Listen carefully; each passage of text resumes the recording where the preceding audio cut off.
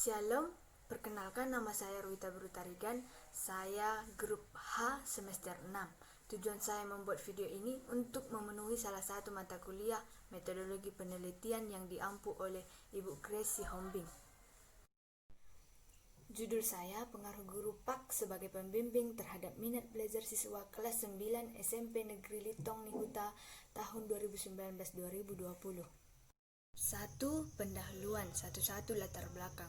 Guru agama Kristen sebagai seorang pengajar sekaligus sebagai pembimbing sangat diperlukan sesuai dengan kompetensi guru, bahwa guru PAK adalah sebagai seorang pembimbing. Guru agama Kristen merupakan seorang sosok yang sangat berpengaruh dalam tugas dan tanggung jawab itu, dengan mengarahkan siswa serta menuntun dalam mengembangkan siswa untuk taat kepada peraturan sekolah, terlebih dalam meningkatkan minat belajar siswa serta menunjukkan dalam membuat yang benar-benar takut akan Allah. Berdasarkan pengamatan oleh penulis, di SMP Negeri 1 Litong Nihuta, bimbingan belajar telah dilakukan di sekolah. Meskipun ada beberapa siswa yang mempunyai minat belajar, jika dilihat secara umum, minat belajar siswa di kelas 9 SMP Negeri 1 Litong Nihuta tahun pelajaran 2019-2020. 1.2. Merumuskan masalah penelitian. Yang menjadi rumusan masalah dalam penelitian ini adalah seberapa besar pengaruh guru PAK sebagai pembimbing terhadap minat belajar siswa di kelas 9 SMP Negeri 1 Litong Nihuta. 1.3.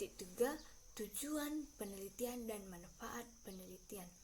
Agar penelitian dapat dilaksanakan dengan baik dan teratur, maka perlu ditetapkan tujuan penelitian.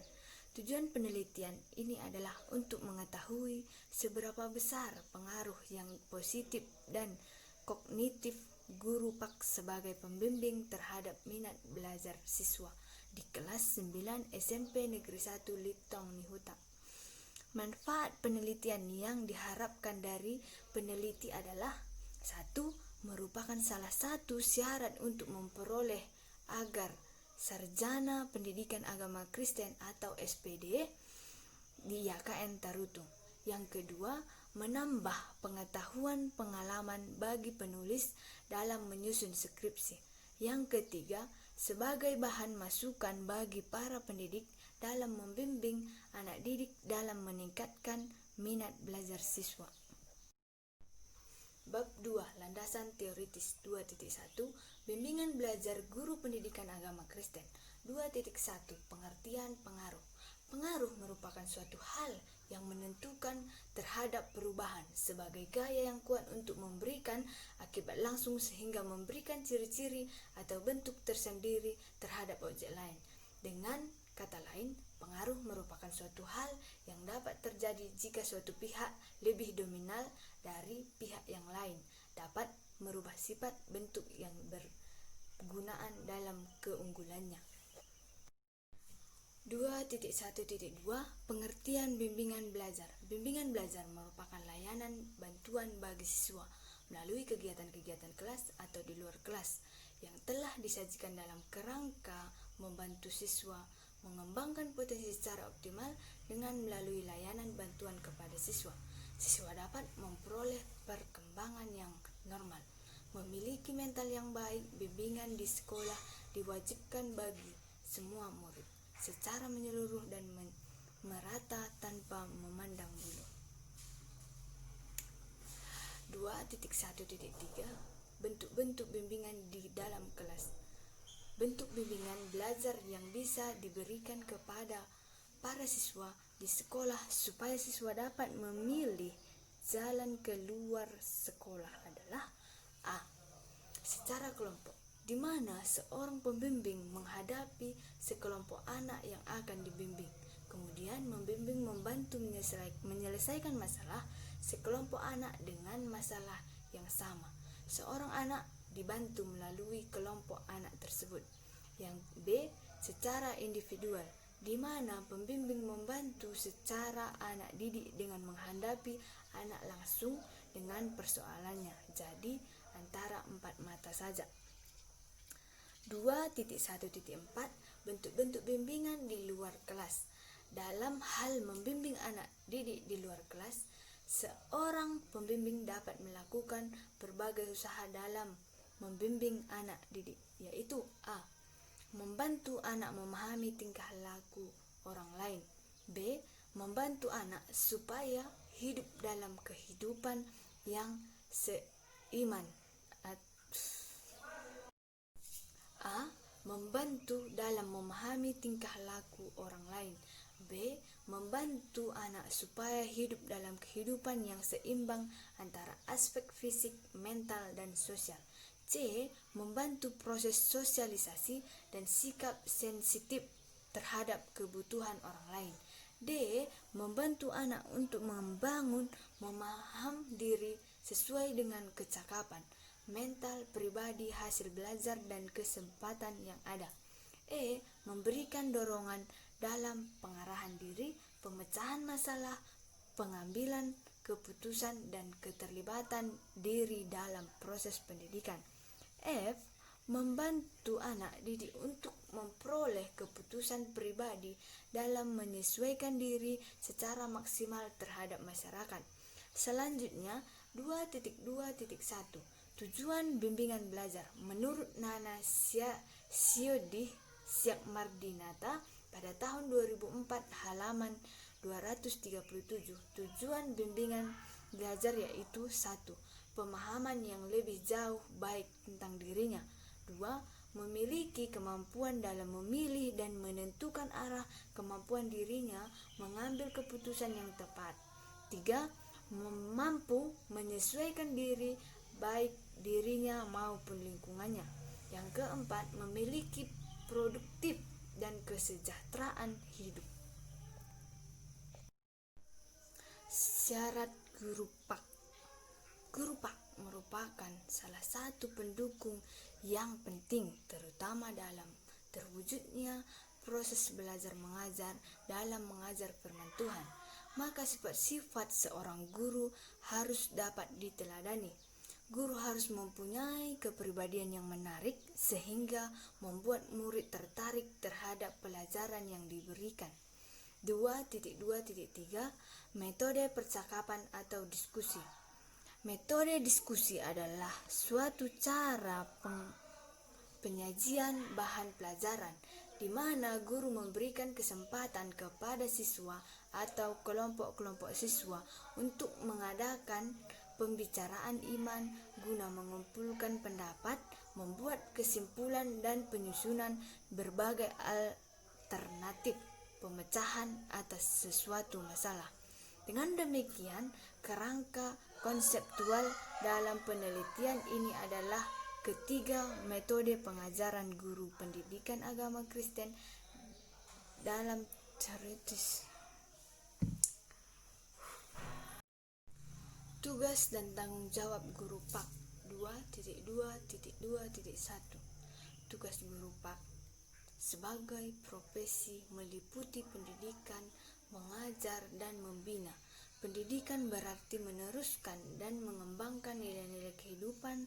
Mengajar berarti meneruskan, mengembangkan ilmu pengetahuan, sedang membimbing yaitu menentukan siswa ke arah yang lebih baik sehingga sikap mental dari siswa Kristen itu berkenan di hadapan semua orang. Minat belajar siswa. Minat belajar siswa 2.3 Pengertian minat. Dalam keadaan belajar mengajar di sekolah, salah satu keberhasilan belajar yang harus dimiliki siswa adalah tidak terlepas dengan adanya minat anak. Minat sangat mempengaruhi terhadap belajar karena minat merupakan faktor utama yang menentukan derajat kreatif siswa. Bila dengan minat, maka siswa akan belajar dengan posisi minat dalam proses belajar mengajar sangat penting dalam mencapai keberhasilan belajar siswa, baik itu minat yang berasal dari diri sendiri maupun dari luar siswa. 2.3.2 Komponen-komponen minat belajar. Minat sangat mempengaruhi proses belajar aktif pasifnya anak didik. Dalam proses belajar mengajar, Slameto pada tahun 2003 halaman 57 Minat adalah kecenderungan yang tepat untuk memperhatikan dan mengenang seseorang, karena perhatian sifat sementara diikuti dengan perasaan senang dan dari situ diperoleh kepuasan.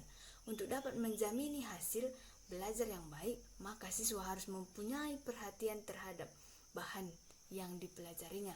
Jika bahan dipelajari tidak menjadi perhatian siswa, maka timbullah kebosanan sehingga tidak lagi suka belajar.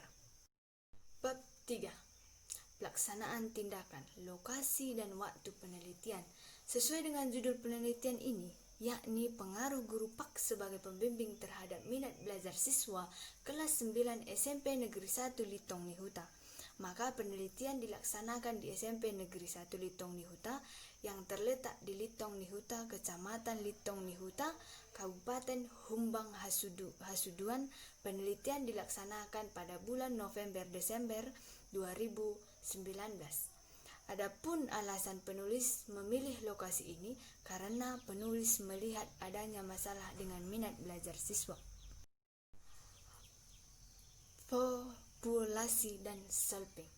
Dalam penelitian ini, peneliti berdominan pada yang dikatakan oleh Suharji Arikunto pada tahun 2010 halaman 15 bahwa populasi merupakan keseluruhan subjek penelitian. Apabila seseorang ingin meneliti seluruh elemen yang ada dalam wilayah penelitian, maka penelitiannya merupakan penelitian populasi. Dari kutipan di atas, diketahui bahwa populasi adalah objek penelitian, maka populasi dalam penelitian ini adalah seluruh siswa kelas 9 SMP Negeri 1 Aik Natas tahun ajaran 2019-2020 sebanyak 151 orang. Instrumen penelitian. Jenis instrumen yang digunakan adalah penelitian lapangan. Penelitian lapangan dengan menggunakan lapangan dan menggunakan angket tertutup yang terdiri dari 30 pertanyaan. Untuk variabel X, untuk variabel Y terdiri dari 30 yang menjadi sampel penelitian yang disusun oleh peneliti sendiri berdasarkan kisi-kisi dengan bentuk pilihan yang berganda yang terdiri dari 4 option A, B, C, dan D. Data dan cara pengambilannya.